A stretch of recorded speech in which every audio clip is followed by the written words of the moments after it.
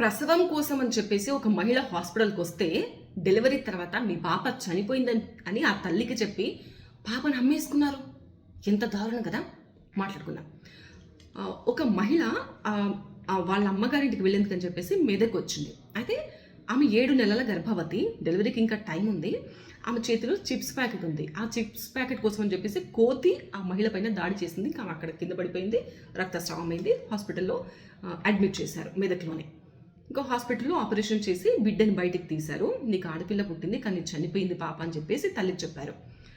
అఖ్తరీ Begum nurse ఆ పాపను తీసుకెళ్ళి సిద్దిపేటకు చెందిన దంపతులకు అమ్మేసింది 1,50,000కు. వీళ్ళు ఏమనుకున్నారు, తమ పాప చనిపోయిందని చెప్పేసి ఏడుస్తూ ఇంటికి వెళ్ళిపోయారు. తర్వాత 5 రోజులకి మళ్ళీ మెదక్ వచ్చింది ఆ మహిళ. అప్పుడు ఒక అజ్ఞాత వ్యక్తి ఈ మహిళ దగ్గరికి వచ్చి మీ పాప చనిపోలేదు, ఇట్లా నర్సు 1,50,000కి అమ్మేసింది అని చెప్తే ఇంకా అప్పుడు పోలీస్ స్టేషన్లో కంప్లైంట్ ఇచ్చారు. పోలీసులు రంగంలోకి దిగారు, మొత్తం ఎంక్వైరీ స్టార్ట్ చేశారు. ఈ అఖ్తరీ బేగంతో పాటు ఇంకా ఎవరెవరున్నారు ఇందులో అని చెప్పేసి 4గురిని అరెస్ట్ చేశారు. ఇన్వెస్టిగేషన్ కొనసాగుతుంది. ప్రస్తుతం అయితే ఆ పాపను సఖీ సెంటర్కు తరలించారు.